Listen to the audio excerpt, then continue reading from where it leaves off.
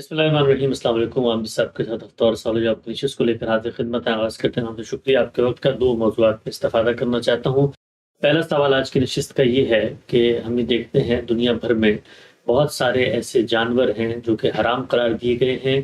ان کے گوشت کو لوگ نہیں کھاتے، ان کی چربی کو لوگ نہیں کھاتے، ان میں کوئی شک و شبہ نہیں ہوتا، لیکن بعض ایسی نئی صورتیں سامنے آتی ہیں جس میں براہ راست گوشت تو نہیں ہوتا، براہ راست چربی تو نہیں ہوتی، لیکن انہی کے اجسام سے، انہی کے جسموں سے کچھ چیزیں ایکسٹریکٹ کر کے کھانوں میں ملائی جاتی ہیں، مثلا جیسے کہ جیلیٹن ہے اور بھی اس طرح سے متعلق چیزیں ہوتی ہیں۔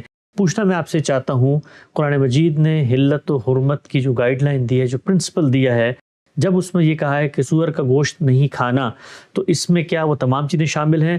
اور عام طور پہ جیلیٹن کے بعد میں یہ استدلال کیا جاتا ہے کہ شاید اس میں کیمیکل کمپوزیشن تبدیل ہو جاتی ہے پروسیس سے گزارنے کے بعد، لیکن جو اس فن کے ماہرین ہیں وہ کہتے ہیں کہ نہیں، یہ ہڈیوں سے اخذ کیا جاتا ہے، ہڈیوں سے تراشا جاتا ہے، لہٰذا کوئی کیمیکل کمپوزیشن تبدیل نہیں ہوتی۔ تو اس صورتحال میں کیا جیلیٹن کا استعمال کیا جا سکتا ہے اگر وہ سور سے ایکسٹریکٹ کی گئی ہو تو؟ اور نوش میں کیا چیزیں حرام ہیں، کیا حلال ہیں، اس کے اصول اور ان کے اطلاق کی صورتیں میں نے اپنی کتاب میزان میں بیان کر دی۔ اس باب کا نام ہی نوش ہے، کھانا پینا۔ یہ بات بھی جگہ جگہ واضح کی ہے کہ ہمارے دین میں بنیادی ابواب عبادات کے بعد تین ہی ہیں: ایک تطہیر بدن، دوسرے تطہیر خورونوش، اور تیسرے تطہیر اخلاق، جو سب سے بڑا باب۔ خورونوش کی چیزوں کے بارے میں ایک تو اصول بیان کر دیا گیا ہے کہ انسان کی فطرت میں اللہ تعالیٰ نے کھانے پینے کی چیزوں کے بارے میں بھی طیب اور خبیث کا فرق رکھا، یعنی بعض چیزیں ہیں جن کو دنیا بھر میں کسی مذہبی تعلیم کے بغیر بھی انسان کھانا پسند کرتا ہے، اچھا سمجھتا ہے، اور بعض چیزوں سے اباح ہوتی ہے، بعض سے بالکل گریز کرتا ہے، بعض کو آنکھ اٹھا کے دیکھنا بھی پسند نہیں کرتا۔ مثال کے طور پر انسان کا اپنا بول و براز ہے۔ ظاہر ہے کہ انسان کو بنایا اس طرح گیا ہے کہ ایک طرف کھاتا ہے، دوسری طرف اس کو نکلنا بھی ہے، تو بول و براز کو کوئی شخص بھی کھانے کے لیے تیار نہیں ہوتا یا پینے کے لیے تیار نہیں ہوتا۔ اسی طریقے سے ہمارے گھروں سے گندا پانی بہہ نکلتا ہے، کون اس کے لیے تیار ہوگا کہ اس کو مشروب وقت سمجھ کر پینا شروع کر دے؟ تو بعض چیزوں کے بارے میں یہ بالکل واضح ہے صورتحال۔ اس کے دو بنیادی اصول ہیں جو ذہن میں رکھنے چاہیے کھانے پینے کی چیزوں کے بارے میں۔ ایک یہ کہ مجھے میری طبیعت اور مزاج کے لحاظ سے ایک چیز سے اباح محسوس ہوتی ہے، گھن آتی ہے، کراہت محسوس ہوتی ہے، یہ میرے لیے جائز نہیں ہے، مجھے نہیں کھانی چاہیے۔ اس میں تھوڑا بہت فرق بھی واقع ہو جاتا ہے، اس لیے کہ مزاج، افتاد طبع، علف و عادت انسان پر اثر انداز ہو جاتے ہیں، کوئی فرق نہیں پڑتا۔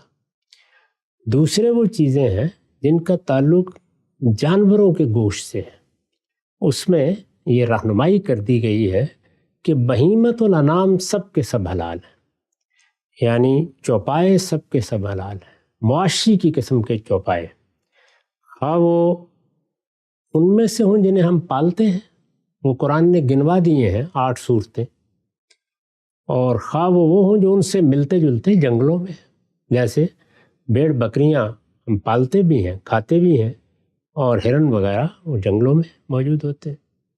تو بہیمت الانام حلال ہے۔ اس سے یہ واضح کر دیا کہ تمام درندے ممنوع ہیں جتنے بھی۔ اب درندوں کے معاملے میں بھی اور ان مواشی قسم کے جانوروں کے بارے میں بھی کچھ چیزوں سے متعلق ابہام پیدا ہو سکتا تھا۔ اس کو رسول اللہ نے بیان فرمایا ہے کہ ایسا ہوتا ہے، دنیا ہے ہی اس طرح سے کہ اس میں چیزیں سیاہ اور سفید میں نہیں ہوتی۔ طیبات و خبائث میں سیاہ اور سفید بھی ہیں، لیکن بعض چیزیں ایسی ہیں کہ بینہما مشتبہات، ان میں یہ بھی لگتا ہے کہ ٹھیک ہی ہے اور اس سے اباح بھی ہوتی ہے، فیصلہ کرنا ذرا مشکل ہو جاتا ہے۔ اس میں اللہ تعالیٰ نے اپنی وحی کے ذریعے سے رہنمائی کر دی ہے، اور رہنمائی کرتے وقت صرف یہی نہیں کیا کہ چند چیزوں کے بارے میں بتا دیا ہے کہ یہ حرام ہے. جیسے 4 چیزیں قرآن نے بیان کی ہیں. یہ آیت 3-4 مقامات پر آئی ہے. حرمت علیکم المیتہ سے شروع ہوتی ہے. تو صرف یہی نہیں کیا بلکہ اور بھی بعض چیزیں واضح کی ہیں. مثلا یہ بتایا ہے کہ خون تمہارے لیے حرام ہے. اب ظاہر ہے کہ جس وقت ہم جانور کو ذبح کرتے ہیں تو کتنے ہی اچھے طریقے سے کیوں ذبح نہ کریں، کچھ نہ کچھ خون لگا ہوا رہ جاتا ہے. آنتوں سے بھی آپ جتنا چاہے نچوڑ لیں، بہرحال بارہا دیکھا ہے کہ گوشت پکانے کے لیے رکھتے ہیں تو بعض اوقات اس میں سے خون ٹپک رہا ہوتا ہے. بعض جانوروں میں بھی اس کی نوعیت ایسی ہوتی ہے کہ یہ تو نہیں ہے کہ ایک بہتے ہوئے خون کا فوارہ چھوٹ پڑتا ہے، لیکن کچھ نہ کچھ خون وہاں بھی ہوتا ہے. جیسے مچھلی ہے مثال کے طور پر، ٹڈی ہے مثال کے طور پر. اسی طرح کا معاملہ ہم دیکھتے ہیں کہ بعض حلال جانوروں کے اعضاء میں بھی ہے، جیسے تلی ہے، جیسے جگر ہے. یعنی وہاں پر بھی ایسے ہی لگتا ہے کہ جیسے خون سے بنی ہوئی. تو رسالت مآب صلی اللہ علیہ وسلم نے بھی اس کو واضح فرمایا، اور قرآن نے بھی اس کی طرف بنیاد فراہم کر دی کہ میں نے جو چیز خون میں ممنوع قرار دیا وہ دم مسفوح ہے، بہتا ہوا خون ہے، گشنگ بلڈ، اس کو ممنوع قرار دیا. اسی طریقے سے سور کے بارے میں ابہام تھا کہ یہ درندہ ہے یا یہ مواشی کی قسم کا ہے. یہ عام بحث ہے، ماہرین حیوانات بھی کرتے رہتے ہیں. چنانچہ ہمیں معلوم ہے کہ اب اس میں کوئی شبہ ہی نہیں کہ اس کو اگر آپ اس کی صنف کے لحاظ سے دیکھیں تو یہ بکری کی صنف سے ہے، لیکن اس کی کچلیاں بھی ہیں، یہ گوشت بھی کھاتا ہے. تو اس اشتباہ کو دور کیا اور فرمایا، لیکن وہاں ایک لفظ کا اضافہ کر دیا. جیسے دم کے بارے میں دمم مسفوحہ، بہتا ہوا خون، گشنگ بلڈ، اسی طرح یہاں پر بھی یہ نہیں کہا کہ تم سور کو نہ کھاؤ، بلکہ یہ کہ لحم الخنزیر، خنزیر کا گوشت نہ کھاؤ. تو اس طرح یہ بتا دیا کہ جتنی چیزیں بھی حرام کی گئی ہیں ان سب چیزوں میں یہ ملحوظ رکھا گیا ہے کہ جو ان کا عرف استعمال ہوتا ہے اس سے بات آگے نہ بڑھائی جائے. دیکھیے، میرا دل نہیں چاہتا، مجھے کوئی چیز ناپسند ہے، میں اس کی معمولی سی آلائش سے بھی گریز کرتا ہوں. یہ چیز اچھی ہے، آپ جتنی چاہے احتیاط کر لیں، لیکن اللہ تعالیٰ کو تو سب انسانوں کو ہدایت دینی ہوتی ہے. تو اس میں پہلی چیز جو قرآن مجید نے واضح کی ہے وہ یہ واضح کی ہے کہ عرف استعمال میں لفظ کا اطلاق کس پہ ہوتا ہے. جب ہم گوشت کہتے ہیں تو استعمال کے عرف میں گوشت کس کو کہتے ہیں؟ اس پر بڑی نفیس بحث کی ہے زمخشری نے کشاف میں نے اس کو نقل بھی کر دیا ہے. قرونوش کے باب میں وہ پوری عبارت نقل کر کے بتایا ہے کہ عرف استعمال کا اطلاق ہوگا، لہٰذا عرف استعمال سے آگے آپ نہیں لے جائیں گے. اسی اصول کا اطلاق کر کے پھر یہ بتایا جاتا ہے کہ مچھلی پر اس کا اطلاق نہیں ہوگا، اگرچہ اس میں بھی کچھ خون موجود ہوتا ہے، وہ مری ہوئی ہوتی ہے تب بھی آپ اس کو کھا سکتے ہیں. ٹڈی پر اس کا اطلاق نہیں ہوگا. اسی طریقے سے تلی اور جگر کے بارے میں بھی خود رسول اللہ نے اس بات کو واضح کر دیا. تو اس سے جو ایک مذہبی ذہن کے اندر چیز پیدا ہوتی ہے کہ وہ متعلقات میں منطقی لحاظ سے اترتا چلا جاتا ہے اور اپنے لیے بڑی مشقت اور مصیبت پیدا کر لیتا ہے، اس کی نفی کر دی. یہ بتا دیا کہ نہیں، استعمال کے عرف میں لفظ جتنا بولا جاتا ہے بس اس سے آگے حرمت نہیں جائے گی. احتیاط ایک الگ چیز ہے، وہ جتنی بھی تم چاہے کر لو. اسی کا ایک لازمی نتیجہ نکلا، وہ یہ ہے کہ جس وقت، یعنی پہلی چیز تو یہ ہو گئی، اس کا لازمی نتیجہ یہ نکلا کہ جس وقت کسی چیز پر کوئی ایسا کیمیائی عمل ہو جائے کہ اس کی حقیقت تبدیل ہو جائے، یعنی اس کی ٹرانسفارمیشن ہو جائے. اس کی بہت سی مثالیں ہیں، جیسے شراب کو سرکے میں تبدیل کر لیا جاتا ہے. جس طرح سے جانور، یعنی حرام جانور مرتے ہیں زمین میں، ان کو دبا دیجئے، اس کے اوپر کوئی سبزی اگ جاتی، کون نہیں جانتا کہ اس میں انہی کے اجزاء شامل ہوئے ہیں، لیکن اس سبزی کو کوئی بھی ممنوع نہیں قرار دے سکتا. تو یہ پھر کیا ہے؟ استحالہ کا طریقہ، یعنی ایک حقیقت سے دوسری حقیقت میں کوئی چیز چلی گئی. استحالہ کا مطلب لفظی کسی چیز کا ایک حالت سے دوسری حالت میں چلے جانا، یعنی اس کے اندر ایک ٹرانسفارمیشن ہو گئی ہے. تو اس کو کہا جاتا ہے کہ چونکہ ایک کیمیائی طریقے سے چیز کی حقیقت بدل گئی ہے، تو اب یہ نہیں ہے کہ یہ سور سے بنا ہوا ہے یا کیا ہے، جب یہ چیز ہو گئی تو پھر اس پر حرمت کا اطلاق نہیں ہوگا۔ اگر غور کیجئے تو یہ اسی اصول کا دوسرا پہلو ہے، یعنی یہ بات کہ عرف پر اطلاق کیا جائے گا۔ جو لفظ استعمال کیا گیا ہے، عرف استعمال میں لوگ اس کو جس معنی میں لیتے ہیں، قرآن کا مطلوب بھی وہ ہے۔ تو یہ دونوں الفاظ کا اضافہ کر کے بتا دیا۔ دو باتیں ہو گئیں۔ تیسری چیز جو انہی آیات سے واضح کی ہے وہ یہ ہے کہ ایک تو یہ ہے کہ آپ گوشت کھا رہے ہیں، اور ایک چیز یہ ہے کہ کسی چیز کی کوئی علائش رہ گئی، کوئی چھوٹی سی چیز ایسی ہے، جیسے میں نے ابھی مثال دی کہ آپ نے ایک بکری کو ذبح کیا، بہت اچھی طرح خون نکل گیا اس کا، لیکن دیکھیں تو کہیں نہ کہیں لگا ہوا تو ہے اور آخر تک رہے گا کچھ نہ کچھ۔ تو اس طرح کو گویا لا یوبا بہی میں ڈال دیا، یہ بتا دیا نہیں، اس کی پرواہ نہ کریں، ایسی چیزوں کے پیچھے نہیں جائیں۔ ویسے ہمارے ہاں آپ نے دیکھا ہوگا کہ لوگ بعض اوقات منطقی طریقے سے پھر بڑی دور تک جانے کی صحیح کرتے ہیں۔ تو قرآن مجید نے یہ تین چیزیں بالکل واضح کر دیں، اور صرف قرآن مجید نے واضح نہیں کی، قرآن کا تو طریقہ یہ ہے کہ وہ ایک خاص اسلوب میں بیان کرتا ہے چیزوں کو۔ رسالت میں آپ صلی اللہ علیہ وسلم نے اطلاق کر کے بتا دیا، یعنی یہ بتا دیا کہ اس میں کیا چیز مطلوب ہے۔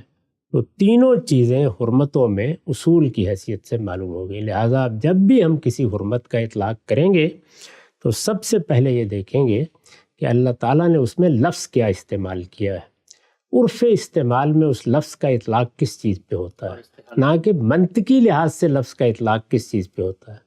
یعنی میتہ ہونے کے اعتبار سے منطقی طور پر تو مچھلی بھی مردہ ہے اور بکری بھی مردہ ہے، لیکن ہم مچھلی پر اطلاق نہیں کریں گے، اس لیے کہ اس کے لیے مردار کا لفظ عرف استعمال میں نہیں بولا جاتا۔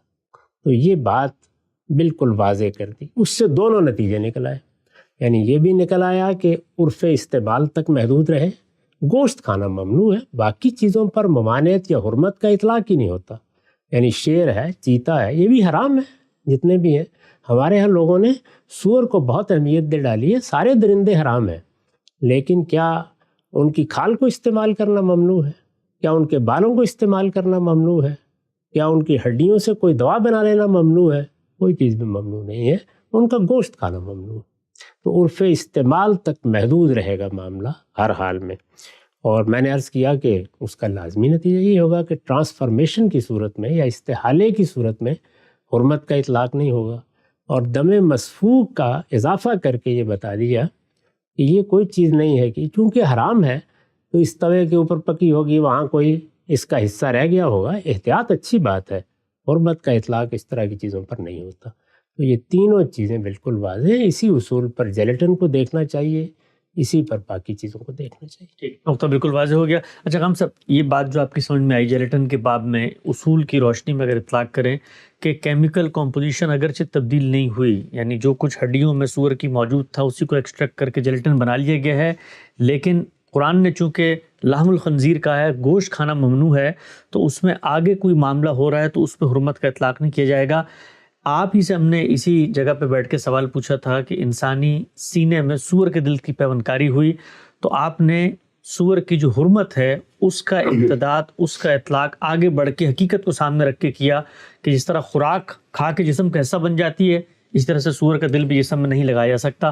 تو وہاں پر بھی یہ سوال ہوگا، جب لحم الخنزیر کو کھانے سے منع کیا ہے تو لحم الخنزیر کو لگانے میں کیا پرابلم ہے؟ لحم الخنزیر سے منع کیا، یعنی اللہ تعالیٰ نے، میں نے تو کھانے کا لفظ استعمال نہیں کیا، یعنی یہ بتایا ہے کہ اس کی حرمت کا اطلاق کس پر ہوگا، لحم الخنزیر پر ہوگا، اس کے متعلقات زیر بحث نہیں۔ قرآن نے تو کھانے کو زیر بحث بنایا، لا ریب کھانا ہی زیر بحث ہے، لیکن جس چیز کو کھانا ممنوع قرار دیا گیا ہے وہ چیز کیا ہے، تو اس کی حقیقت بھی آپ متعین کریں گے تو اسی کے لحاظ سے کریں گے، اور اس کا اطلاق بھی کریں گے تو اسی چیز پر کریں گے۔ تو میں نے اس وقت یہ بتایا تھا کہ جب ہم گوشت کھاتے ہیں تو گوشت کھا کے کیا چیز بنتا ہے، ہمارے اعضاء بنتا ہے، تو یہاں در حقیقت علامہ یولو علیہ ہے، یہ حقیقت کا اطلاق نہیں ہے بلکہ بین ہی وہ چیز ہمارا جسم بن گئی، تو اس لیے اس پر اس کا اطلاق ہوگا۔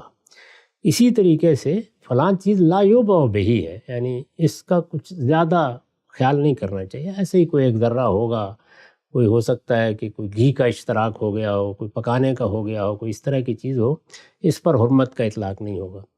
لیکن ایک دوسرا آدمی اس معاملے میں بھی احتیاط کا رویہ اختیار کر سکتا ہے، کوئی حرج کی بات نہیں۔ احتیاط اپنی ذات میں پسندیدہ ہی ہوتی ہے، حرمت کا اطلاق بہرحال نہیں کیا جائے گا۔ تو لا یوبا بہی میں بھی تھوڑا بہت اختلاف ہو سکتا ہے۔ اسی طرح سے علامہ یولو علیہ بھی اجتہادی اطلاق ہے، اس میں بھی کوئی شخص مجھ سے اختلاف کر سکتا ہے، اصول سمجھنے چاہیے۔ تو میرے نزدیک وہاں اطلاق ہوتا ہے، اس لیے کہ وہ چیز پہنے ہی لحم الخنزیر ہی ہے، یعنی اس کا جو دل ہے وہ لحم الخنزیر ہی ہے، یا کسی اور حرام جانور کا ہے، شیر کا ہے، چیتے کا ہے۔ پھر عرض کر دوں کہ یہ خنزیر بیچارہ ہمارے یہاں بہت بدنام ہو گیا ہے، سارے درندے ممنوع ہیں، خنزیر پر تو اس کا اطلاق اس لیے کر کے بتایا ہے کہ وہ مشتبہ ہے، یعنی جہاں حرمت بالکل واضح ہے وہ شیر اور چیتا ہے، یا اس طرح کے دوسرے جانور جیسے کتے ہیں یا بلیاں ہیں، جتنے بھی درندے یا درندوں کی قسم کے جتنے جانور پائے جاتے ہیں۔ تو یہ بات کہ یہ چیز لا یوبا بہی ہے، یہاں ٹرانسفارمیشن ہو گئی ہے، اس کا فیصلہ کریں گے نا کچھ لوگ، تو ممکن ہے اس سے کچھ اختلاف بھی ہو جائے۔ اس طرح کے اختلافات میں فتوے نہیں لگانے چاہیے، دوسرے کی رائے کا احترام کرنا چاہیے۔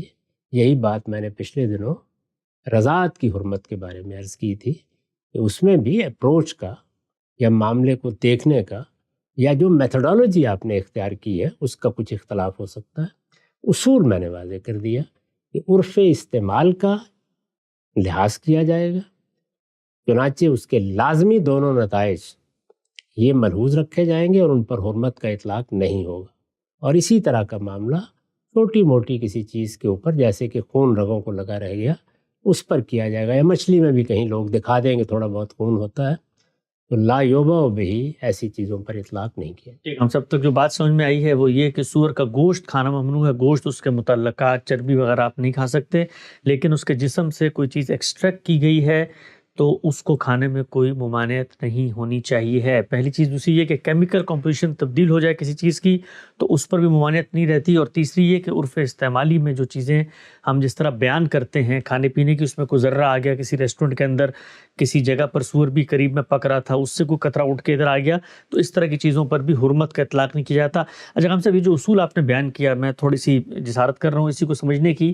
کوئی شخص یہ بھی تو کہہ سکتا ہے کہ جی آپ نے لحم الخنزیر کہہ کے خنزیر کے گوشت تک اس کو رکھ لیا، تو قرآن نے تو لا تاکلوا بھی کہا ہے، کھانے پینے کی بات کی ہے، تو اب کھانے پینے سے آگے آپ کیوں منطقی طور پہ جا رہے ہیں کہ جی گوشت کو جسم کا حصہ نہیں بننا چاہیے؟ کیونکہ جب قرآن نے کھانے پینے کا لفظ استعمال کیا ہے تو مطلب تو یہ ہے کہ پالو گے، کاٹو گے، ذبح کرو گے، منہ میں ڈالو گے، اندر جائے گا، ایک نفسیاتی اثر سب کچھ ہوگا۔ یہاں پر تو یہاں سے اس کا دل اٹھا کے اندر ڈال دیا، تو جب آپ لحم کے باب میں آگے منطقی طور پہ نہیں جاتے تو پھر کھانے پینے کے باب میں اس کو جسم میں ڈالنے میں کیوں شامل کرتے ہیں؟ نہیں، اس میں صحیح اپروچ یہ نہیں ہے۔ کچھ چیزیں جن کا نفسیاتی اثرات ہوتا ہے، جیسے میں نے ایک چیز کو دیکھا، دیکھنے سے مجھے کراہت ہوتی ہے، گھن آتی ہے۔ کچھ چیزیں جن کا کوئی اس طرح کا نفسیاتی اثرات نہیں ہوتا، یعنی حرام چیزوں میں، یعنی کچھ چیزیں بالکل ایسی ہیں، مثال کے طور پر بول و براز ہے، دیکھ کے ہی آدمی کو کراہت آتی ہے، اور اگر وہ اس کو منہ میں ڈالے گا تو اس کی نفسیات پر بھی اثر ہوگا۔